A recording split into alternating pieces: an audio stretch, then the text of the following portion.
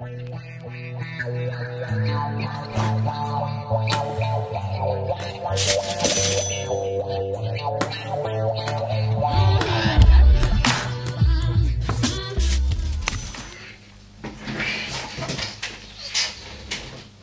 so it's about 3:30 p.m. on day 2, and so far things are going pretty well actually.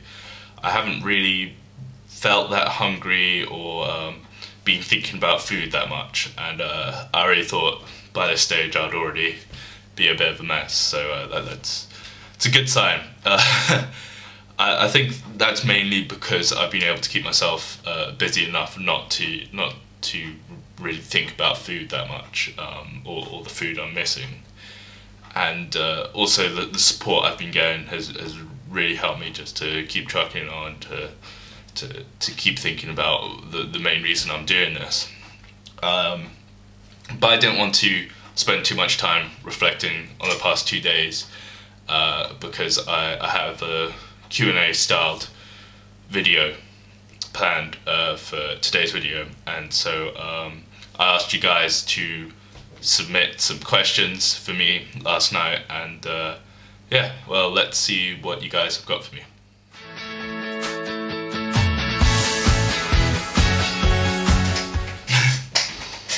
How hungry do I feel right now? Like I said before, I'm not feeling that hungry. I've been stuffing myself with water, so I think that's been helping not to feel too hungry. But yeah, really not very hungry at the moment.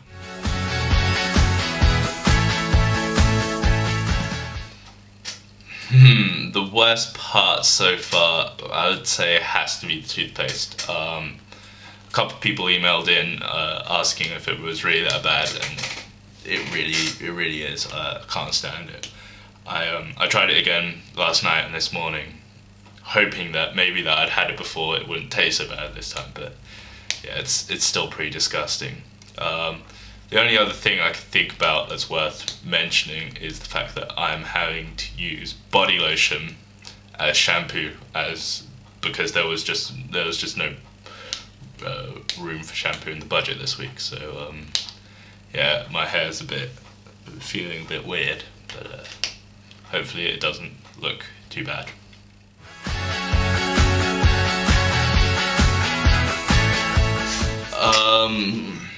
What other videos do I plan to do?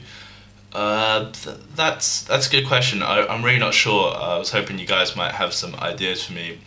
I mean, I was going to do 1 week, show me doing the week's food shop. I thought that might be a good way to show like the prices of stuff, and to really just show like the things that it's just impossible to buy on this kind of budget. I thought that would be pretty cool. I imagine I'm gonna have a couple videos, or more than a couple videos, where it's just me whining and crying about how terrible everything is. But yeah, I don't really know yet. I'm leaving things open. I think I'm kind of just going by 1 day or 2 days, and just seeing my mood, and yeah.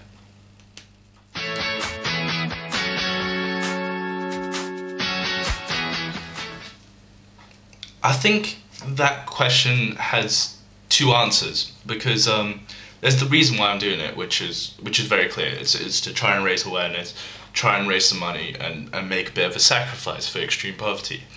And then there's the other question within that question, which is, what made me do it? Why exactly am I now at this point? And I think that's the one people are more interested to hear about.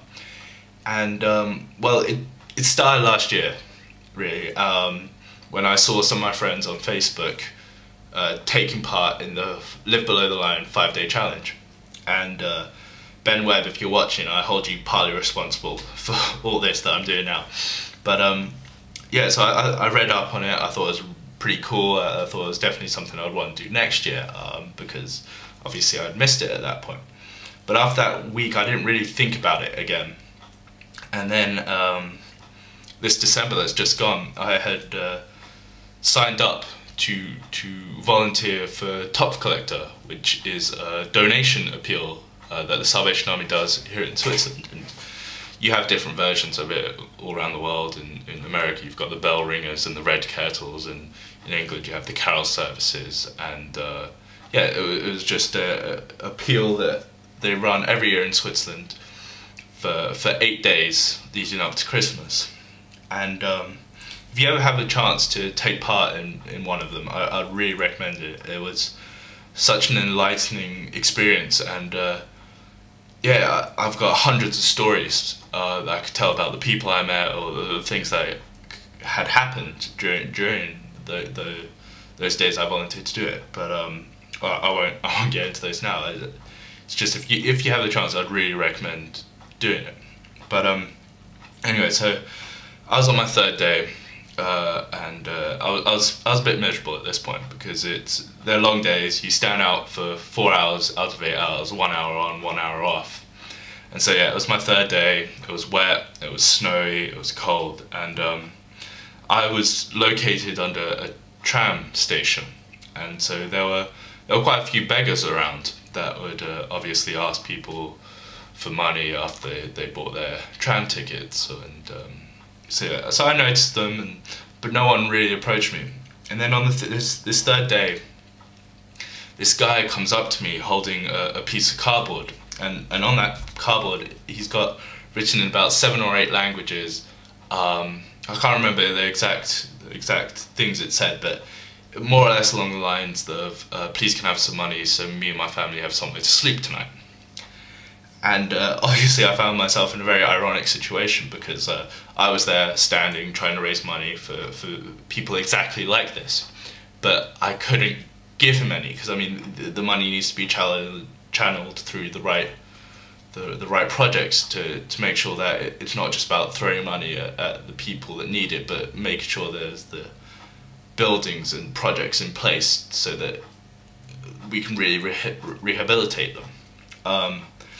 So I thought, like, what can I do here?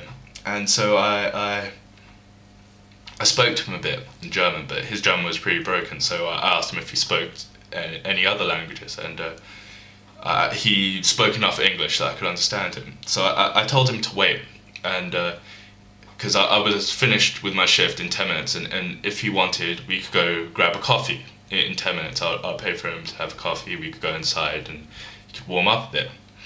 And so, yeah, I spoke to him a bit while having this coffee, and it was pretty interesting. I mean, it was a really sad story, and I won't go too much into that, but it was pretty brief.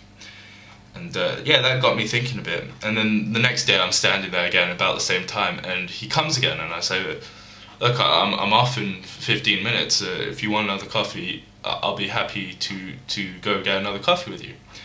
And so this happens 3 days in a row, and I really start to get a pretty complete picture of his life, and it was a pretty fascinating story. I mean, like I said, I won't go into that now, but that definitely changed my perspective a bit. He was definitely someone who was in this extreme poverty situation. I mean, he's travelled all around the world trying to outrun the extreme poverty he was in some ways. And so yeah, I thought about him quite a lot. And so Christmas came, and I almost had like a guilty sense for everything I received during Christmas, because I kind of thought about this guy. And so I had very mixed emotions the whole time. And so after Christmas I started thinking about what I could do to help. What could I do to change this? And obviously you start off with these grand ideas about how you're going to change the world, and eventually you boil down to trying to be a bit more realistic.